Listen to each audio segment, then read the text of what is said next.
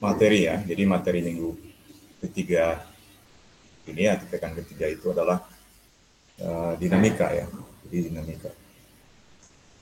Jadi materinya dinamika, kemudian mungkin di awal dengan resensi ya. Resensi, kemudian ini sub CPMK-nya. Mahasiswa mampu memahami konsep mekanika terkait dengan dinamika. Kemudian ini submaterinya, ada konsep gaya di sini, kemudian konsep ya, gaya dan massa, kemudian hukum Newton ya, mulai dari yang pertama sampai dengan yang ketiga. Kemudian jenis-jenis gaya, ini masih berkaitan ya, jadi gaya secara keseluruhan ya. Kemudian kesetimbangan berkaitan dengan hukum Newton yang pertama di sini. Kemudian di bagian akhir penutupnya, kesimpulan. Nah, kita mungkin mulai dengan mengenai pengertian dinamika ya. Jadi sebelumnya di pertemuan yang kedua kita sudah membahas tentang kinematika. Kinematika itu kita hanya berkaitan dengan gerak benda seperti perubahan posisinya, kemudian setelah itu perubahan kecepatannya. Nah, kemudian di sini di bagian yang pertama kinematika kita tidak fokuskan terhadap penyebab, apa yang menjadi penyebab benda itu bergerak ya. Jadi kinematika kan kalau dari asal katanya tentang gerak ya. Kinematik jadi tentang gerak.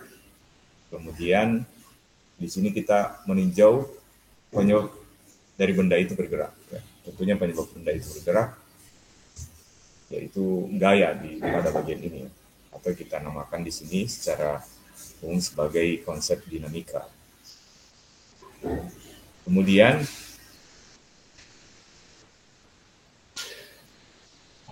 apa itu dinamika? Jadi di bagian yang sebelumnya secara keseluruhan belajar tentang kinematika. Kemudian di sini kita itu mempelajari ya sama aja seperti yang tadi sebenarnya. Ya, ini kinematika, kita mendeskripsikan gerak benda, tidak mempedulikan penyebabnya. Sekarang kita fokus pada penyebabnya. Ya. Jadi harus koreksi ini masih yang slide yang pertama ini sebenarnya. Gerak benda juga bisa sebenarnya di sini untuk dinamika 1 dimensi, 2 dimensi, 3 dimensi bisa.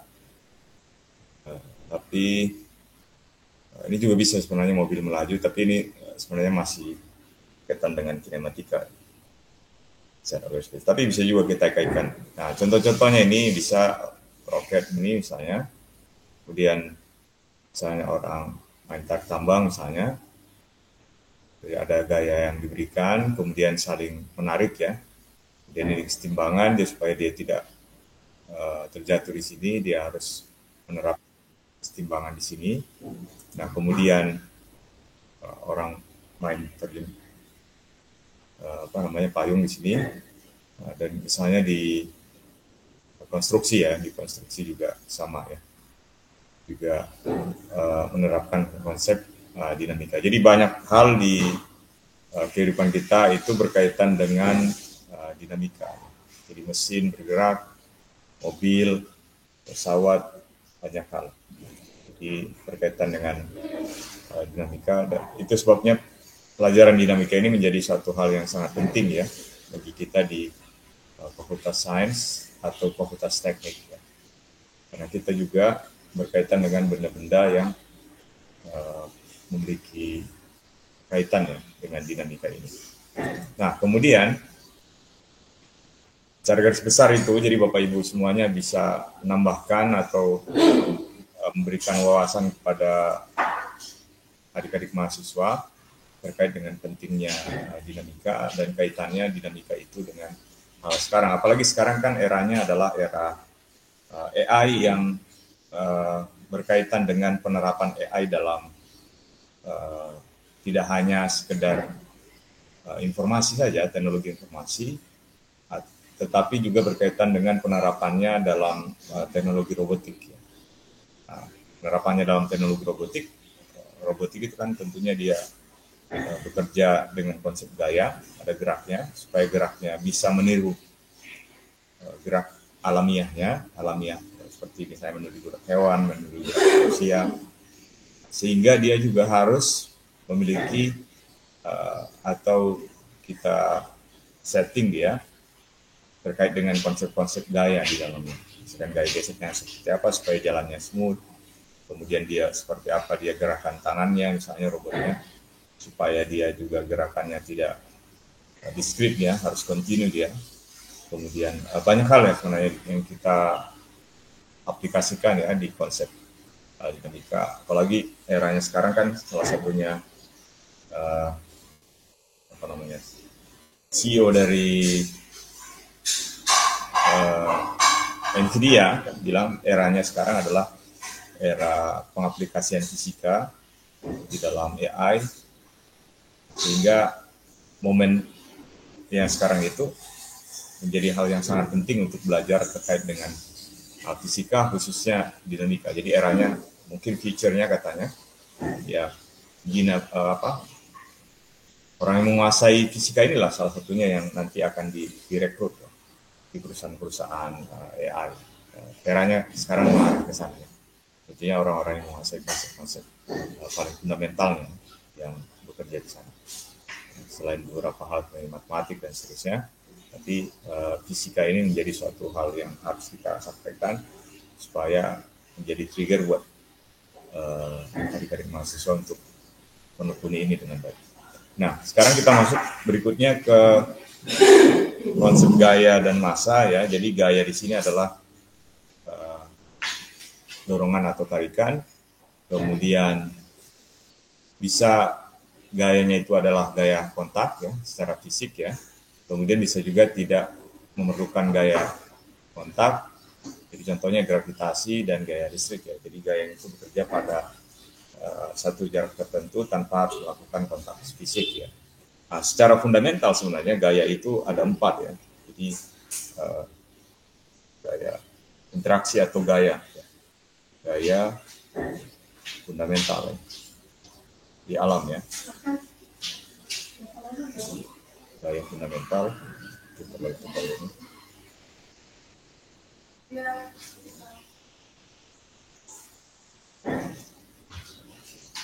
Lalu kita lanjut.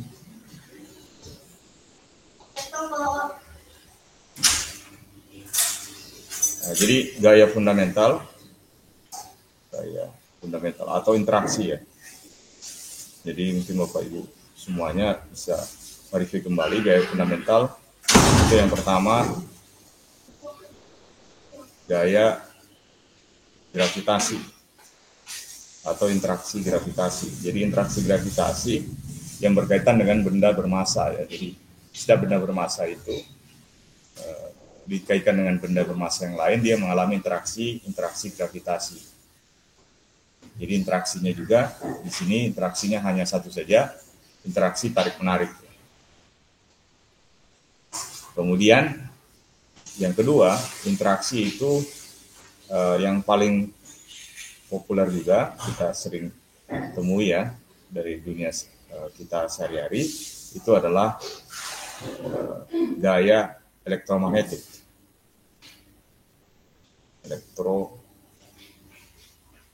atau listrik magnet. Elektromagnetik berkaitan dengan benda yang memiliki charge atau muatan ya. Jadi benda ini memiliki muatan. Kalau yang tadi interaksi gravitasi itu hanya tarik menarik saja. Kalau di sini ada dua ya, karena muatan itu dia memiliki dua jenis ya, bermuatan positif dan negatif. Untuk yang muatannya sama dia tolak menolak, kemudian berbeda dia akan tarik menarik.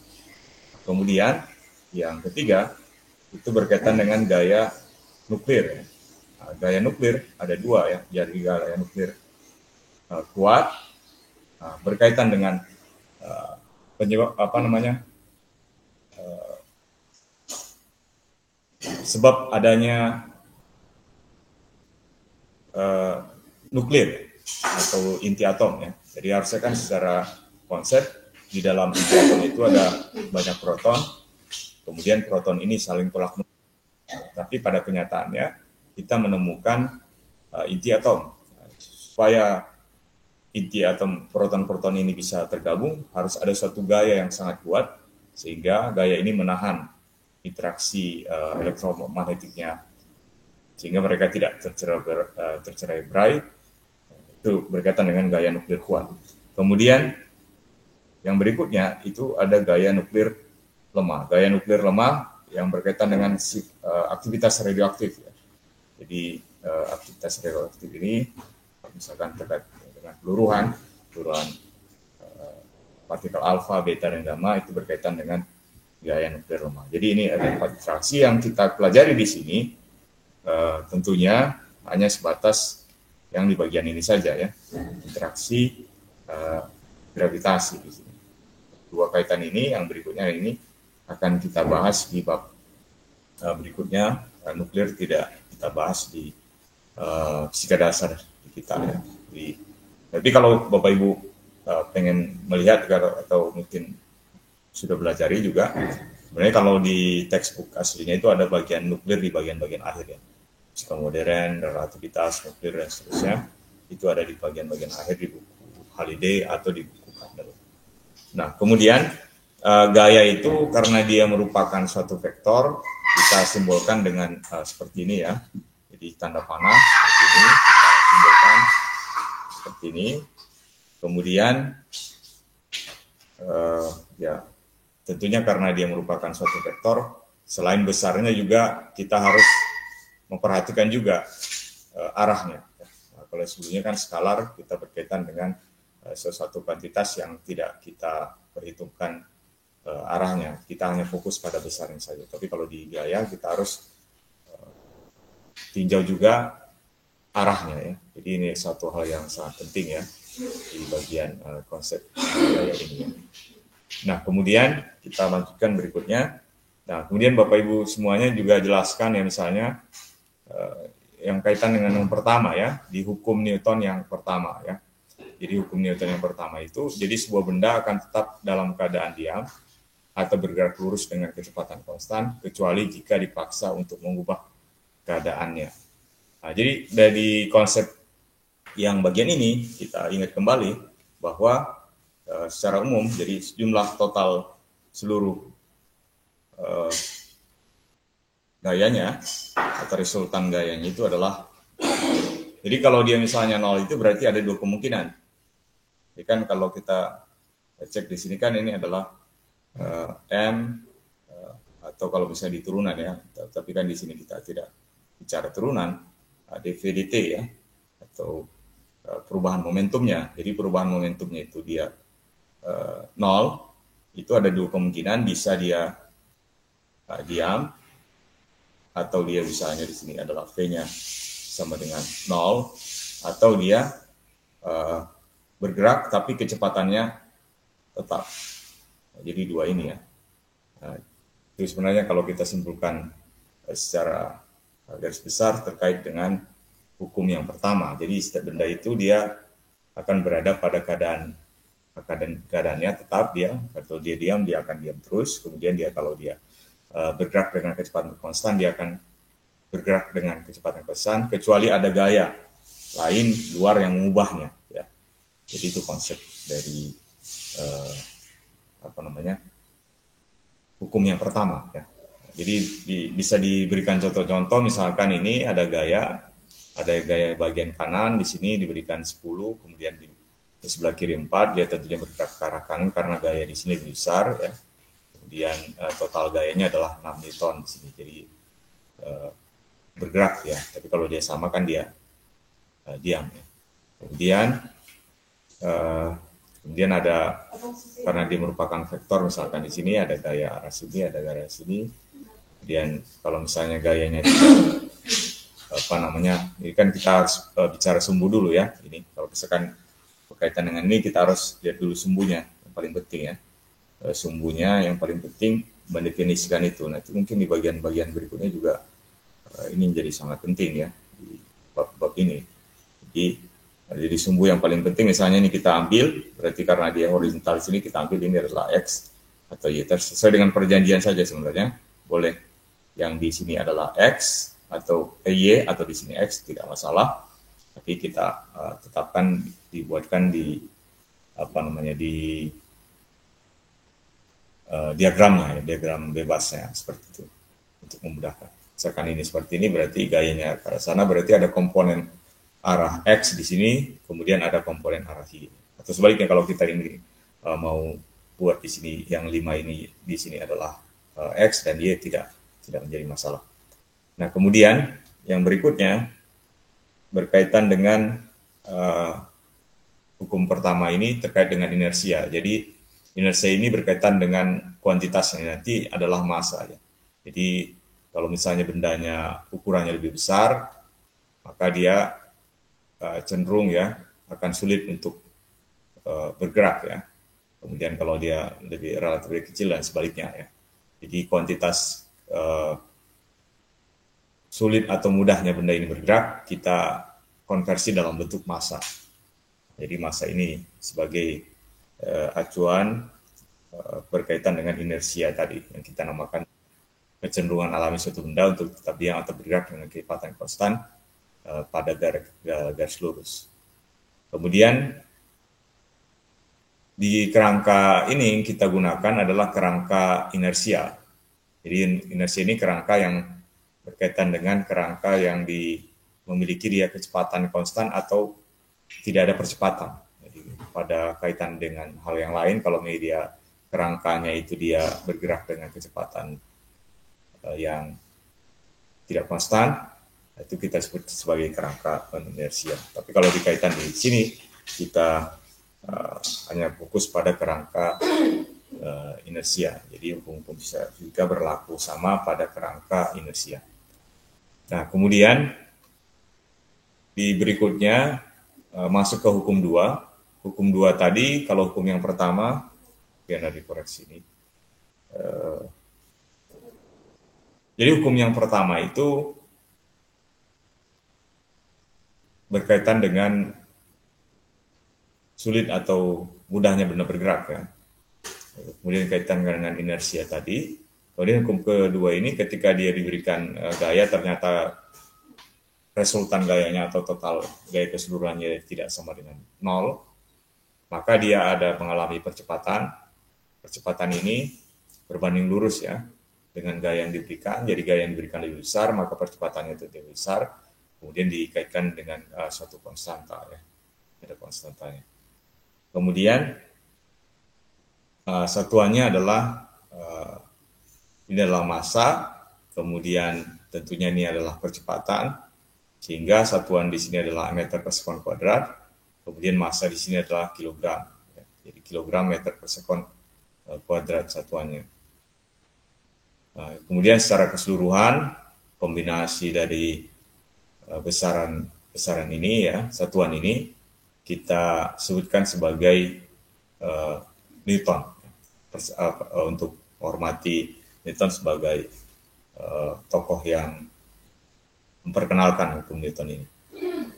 Kemudian di sini ya sistemnya, sistem yang digunakan kalau sistem standarnya, sistem internasionalnya kita gunakan kilogram meter per sekon kuadrat. Mungkin dijelaskan kembali kalau CKS ini centigram, gram dan second. Kemudian British kita gunakan pound ya untuk gayanya. Nah, kemudian mungkin saya buka di sini, tapi nggak tahu saya, mungkin yang lain lihat ada samaringannya nggak di sini. So, di slide yang dibuka mungkin. Jadi kalau di saya seperti ini, itu mungkin dikoreksi lagi. Nah, kemudian yang paling penting di sini kita menggambar diagramnya, disebutkan tadi ya. Jadi diagram bebas benda ya. Nah, jadi kita gambarkan diagramnya, kemudian pertama kita tentukan dulu koordinatnya. Jadi yang penting pertama kita tentukan dulu koordinatnya. Kita tentukan yang pertama itu adalah koordinat. Jadi, yang pertama adalah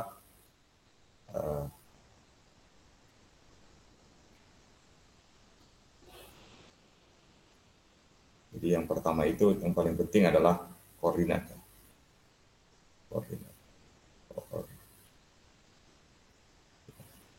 Nah, kemudian baru kita gambarkan gayanya, baru gayanya kita gambarkan. Nah, kemudian baru setelah gaya yang kita gambarkan, baru kita selesaikan menggunakan hukum Newton yang kedua di sini ya. Jadi misalkan ini ada mobil didorong ya, didorong ke arah kanan, tentunya ada gaya geseknya, kemudian total gayanya di sini ada 275 sama 395 di sini, 275, 395, gaya ke arah kiri 560. Secara sederhana ya kita dapatkan total gayanya ini berarti ini jumlahkan dengan ini kurang ini, kita dapatkan sekian. Kemudian arahnya tentu sepanjang X karena kita sudah gambarkan tadi arah X ini, ke arah sini. Kemudian kita dapatkan percepatan ini besarnya dan ini adalah arah sumbu X ya. Nah, tentunya tidak di sini komponen arah gaya sumbu Y tidak ada sehingga besar percepatannya adalah 0,059 meter per sekund kuadrat. Mungkin ditambahkan banyak yang lain juga boleh ya ditambahkan, salah satunya ini. Nah, kemudian ini kalau misalnya kita uraikan ya. Jadi kalau kita uraikan ini pada arah sumbu X di sini. Kemudian di sini pada arah sumbu Y. Nah, di sini. Nah, jadi sigma F-nya ini sama dengan ya, sama dengan ini Fx MAX, Fy MY. Nah, kemudian misalkan ini ada seorang pria mendayung rakit, masa totalnya adalah 100 kg ke arah timur ya. Jadi dia mendayung ke arah sini sebenarnya, ke arah timur. Warnanya mungkin. Jadi ke arah timur di sini. Nah, kemudian tapi arah anginnya ini dia ke arah sini ya. Nah, kemudian tentunya komponen yang ini tadi, komponennya ini ke arah sini 15 Newton, kemudian arah sini adalah 17 Newton. Jadi komponen yang ini kita bisa uraikan ke sini, FBX-nya di sini, kemudian di sini adalah FB. Seperti itu contohnya. Nah, tentukan komponen vektor percepatan rakitnya. Komponennya ini hanya menentukan komponen saja. Nah, kemudian kita bisa lihat ya pada rakit tadi komponen X-nya tadi arah anginnya arah angin tadi arah dayungnya ya di sini itu adalah 17 Newton komponen X-nya di sini komponen Y-nya adalah 0. Nah, ini komponen X-nya dari arah anginnya, kemudian Y-nya di sini.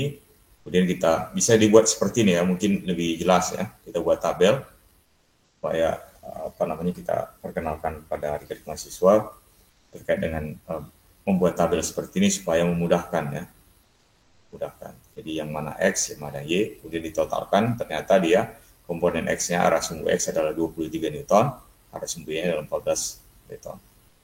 Nah, kemudian di sini setelah dapat ini tentunya kita lihat masanya berapa. Masa tadi ada 100 tadi. Dayung rakit masa totalnya adalah 100 kg ya. Tentunya kita bisa lihat di situ totalnya 100, kemudian ini berarti AX-nya adalah sekian, kemudian AI-nya sekian. Dapatkan 0,23 AX 15. Nah, mungkin ditambahkan contoh-contoh lain ya silakan. Kemudian baru berikutnya masuk ke hukum ketiga. Jadi hukum ketiga ini berkaitan dengan kalau misalnya benda itu diberikan suatu gaya, kemudian sama halnya dengan benda lain juga ada dua kontak gitu. Satu berikan satu gaya pada A, kemudian ada dua misalnya A dan B, kemudian B juga memberikan gaya yang sama, tapi arahnya berlawanan ya. Seperti ini contohnya ya, kayak gini. roketnya di sini, gaya. Kemudian ada gaya dorong sini, sini. Nah, jadi gaya pada pesawat ini kita bisa sebutkan. Kemudian gaya pada astronot di sini. Jadi pada pesawat ini adalah ini. Kemudian gaya pada percepatannya astronot. Jadi besarnya sama gayanya. P di sini. P-nya di sini adalah 36 Newton. Ini contohnya. Ya, jadi sigma F aksi dengan minus sigma F reaksi. Nah, kemudian ini yang tadi ya saya jelaskan di awal tadi. Dan ada juga yang non fundamental, elektromagnetik, nuklir. Ini ada kuat lemah, ini yang tadi kuat lemah. Nah, yang non fundamental tentunya ini gaya gesek, gaya tegangan tali, bukan yang fundamental, ini gaya interaksi juga, bukan gaya fundamental. Nah, kemudian kita perkenalkan juga terkait dengan gaya gravitasi universal Newton ya. Jadi kalau dia bendanya bermassa seperti ini ada tandanya sebenarnya, ada tanda negatif ya di sini interaksinya. Kalau besarnya saja ini, jadi kalau misalnya kita buatkan vektornya, kita dapatkan R12 seperti ini ya. Menandakan dia interaksinya adalah gravitasi. Kalau besarnya saja ya Gn1, N2, R kuadrat, dan tetapannya adalah ini G-nya 6,67 kali 10 pangkat.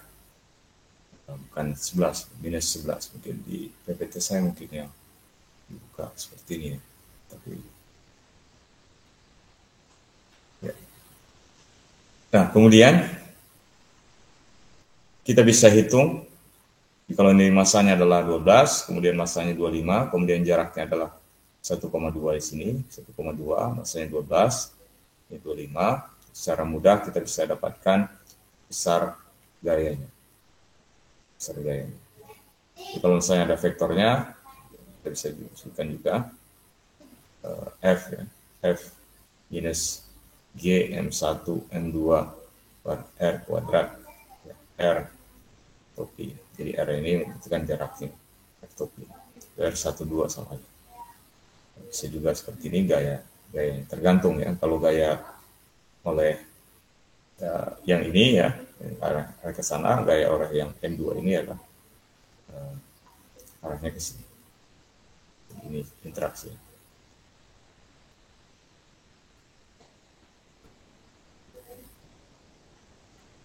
Kemudian berat ya, selalu ketukar ya berat dengan massa. Kalau berat itu berkaitan dengan interaksinya dengan gravitasi. Jadi misalkan ini kita bisa hubungan berat. Jadi makanya di sini berat bukanlah massa, jadi ada gravitasi di sini, nilainya mg. Kemudian berapa gravitasi kita bisa hitung ya dengan massa bumi. Kemudian jari-jarinya berapa di sini ya, jari-jarinya ini berapa titik ini, kita bisa hitung gravitasinya sekitar 9,8 meter per detik kuadrat. Kemudian kalau ada benda, misalnya ini yang paling standar ya, ada benda di meja, kemudian dia mengalami gravitasi di sini oleh bumi, jadi besarnya adalah ini W. Kemudian ada kontak di sini, berarti ada gaya normal. Jadi kita bisa hitung gaya normalnya sekian.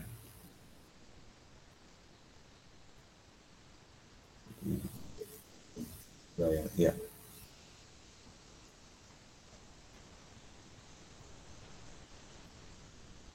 Ditambah ya. Ditambah. Atau nih ada muncul nol.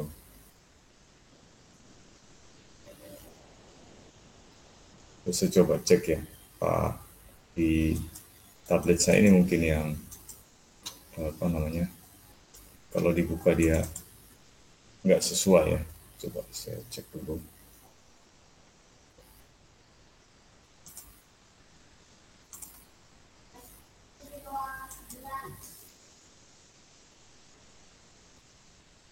Oh iya, harusnya tidak seperti ini ya, atau saya coba buka di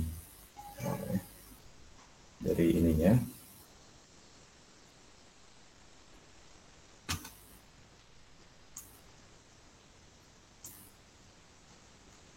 Ya, ini harusnya nggak pecah ya.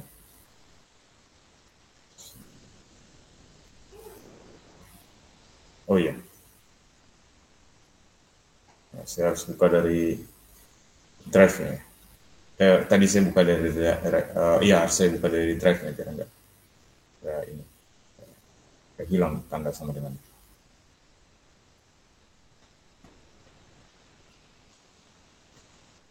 ini tadi yang keliru tadi.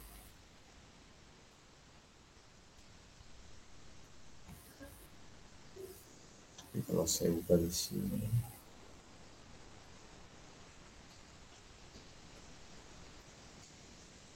tapi saya nggak bisa edit, jadi mungkin yang tadi aja ya.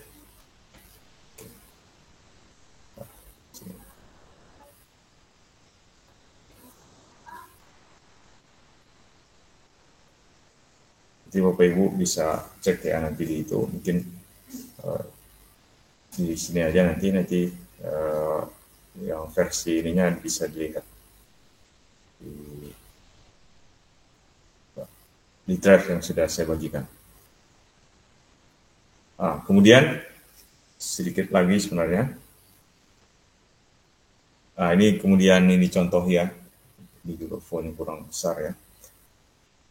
Jadi misalkan ini di timbangan ya, jadi berat semua adalah suatu benda, hasil pembacaan timbangan sama dengan gaya normal yang diberikan orang tersebut pada timbangan.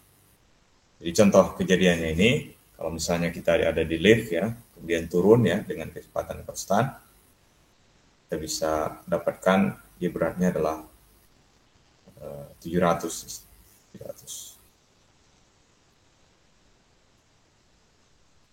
Kemudian kalau misalnya dia naik dengan kecepatan konstan, 700 juga di timbangannya. Kemudian di 1000 ya, B-nya 700, di 1000 di timbangannya. Kemudian kalau misalnya dia turun dengan kecepatan A, kalau yang tadi kecepatannya konstan, dapatkan ini perbedaan. Misalnya dia putus, tentunya dia tidak ada gravitasi di situ.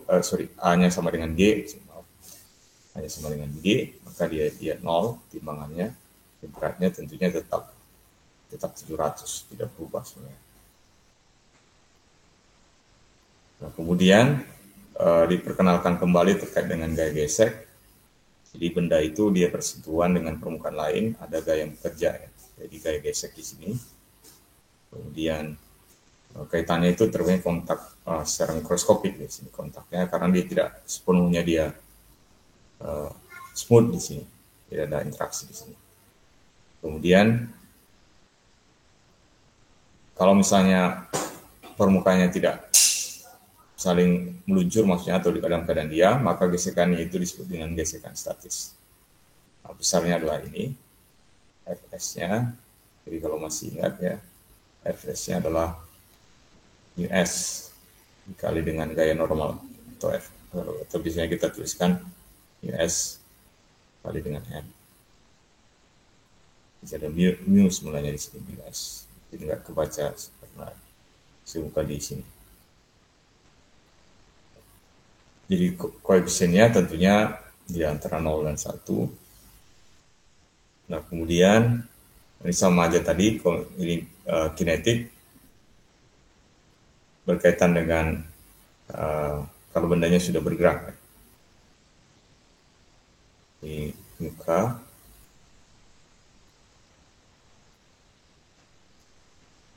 Sama aja. Kemudian koefisien dari masing-masing benda berbeda. Kinetik sama saja. Kemudian ini contohnya ya, contohnya. Jadi gunakan contoh ini. Ini ada orang meluncur di es, kemudian dia bergerak ya dengan kecepatan 4 meter per detik di hamparan salju.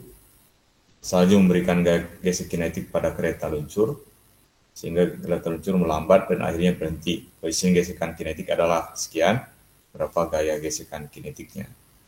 Nah, ini sederhana. Jadi bagian ini tidak dibukanya sekian, tidak rumit-rumit ya, kita berikan, dapatkan 20 Newton gaya gesekan kinetik. Nah, kemudian ini juga yang paling standar ya, kita berikan, kita tarik ya, ini ada tegangannya, jadi tarik di sini, ada tegangan di sini. Ya, ini stay. Kemudian jadi tali ini tanpa massa akan meneruskan tegangan tanpa berkurang dari satu ujung ke ujung yang lain. Nah, kemudian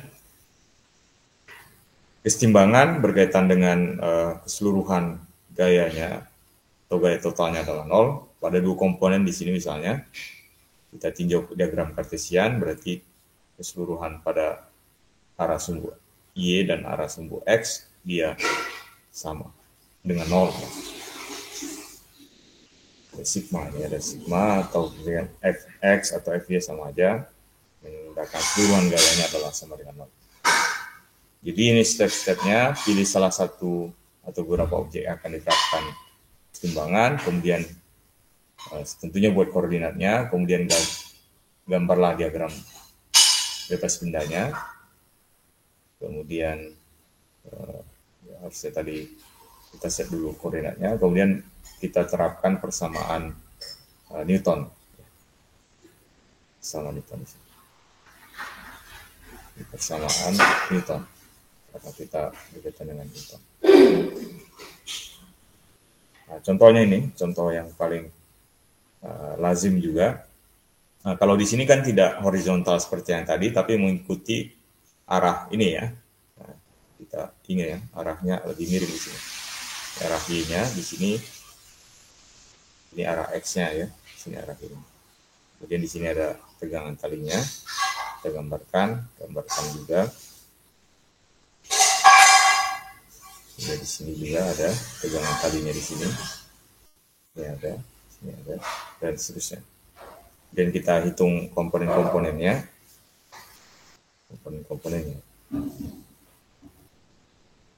Nah, kemudian kita bisa hitung ya, dari sini ya, berapa masanya, kemudian berapa gayanya dan seterusnya. Nah, ini juga sama. Ya, sama aja.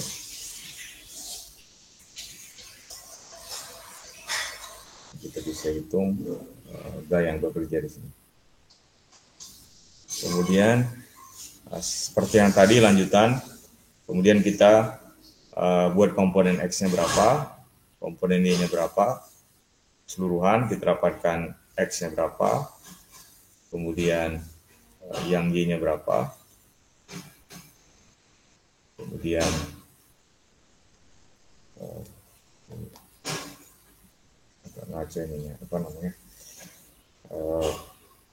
persamaan jadinya, persamaannya. Kita buka di sini. Nah, oke.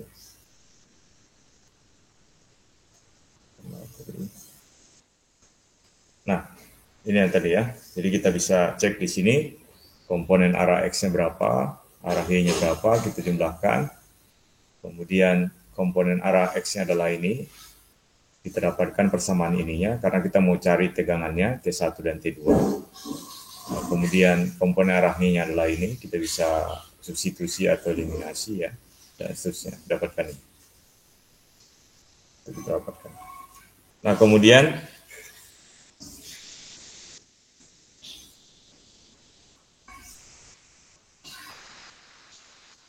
Kalau misalnya dia bergerak ya, kalau dia bergerak berarti ada kecepatan arah X, arah Y.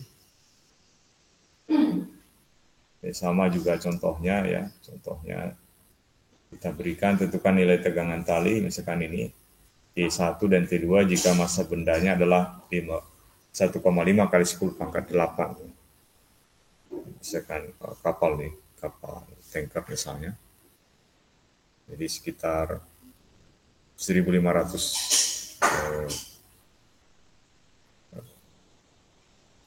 kilo ya. 1,5 juta, 1.500, 1,5 miliar, 150 ya, 150 juta kilo ya. Di gaya tariknya diberikan 7,5 kali 10 pangkat 3 Newton. Kemudian hambatannya adalah 40 kali 10 pangkat 8. Dan tentukan percepatan yang dialami bebannya. Kita bisa cek di sini satu-satu. Komponen X-nya berapa, komponen Y-nya berapa, dan seterusnya kita dapatkan T-nya. Nah itu ada nggak gerak melingkar di sini? Gerak melingkar.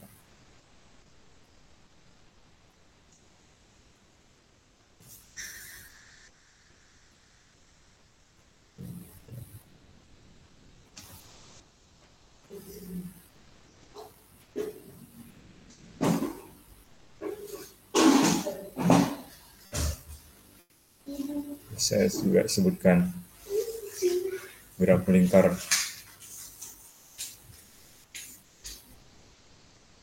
mungkin ada di situ.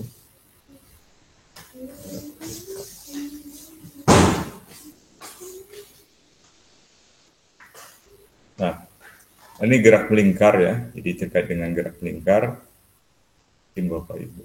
Karena ini bagiannya ada bagian gerak melingkar juga sebenarnya di bagian ini. Jadi gerak melingkar beraturan cepat dan tetap. Kemudian lintasannya di sini lintasan lingkar ya atau lingkaran. Nah, kemudian kita bisa dapatkan percepatan sentripetalnya dari geometris ya, dari pendekatan geometri di sini ya. Jadi pendekatan geometri ini kita mungkin saya buka di ini aja di PPT-nya mungkin biar bisa terjawab.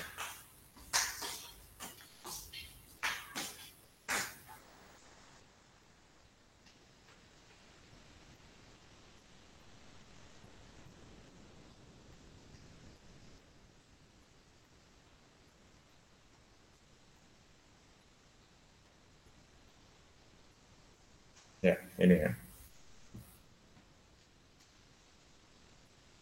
Gerak melingkar, kemudian pendekatan geometris di sini sama aja ya. Gitu. Ya, atau ini aja. Jadi pendekatan geometris di sini kita bisa lihat ya. Bagian ini yang bagian di sininya. Jadi kalau misalnya kita bisa lihat di sini kita ambil ya bagian juringnya saja di sini. Kita dapatkan seperti ini ya. Ini adalah R-nya, radiusnya. Kemudian ini tentunya lintasan yang ditempuh dari T ke O di sini. Kemudian kita bisa lakukan pendekatan ini. P delta T dibagi dengan R ini adalah delta V dibagi dengan V ini. Kecepatan bersama tentunya. Kemudian delta T itu adalah V per R, jadi V kuadrat per R. Kemudian ini adalah kecepatan, sehingga dapatkan kecepatan sentripetalnya adalah V kuadrat per R. Nah, kemudian ini contohnya ya. Contohnya diberikan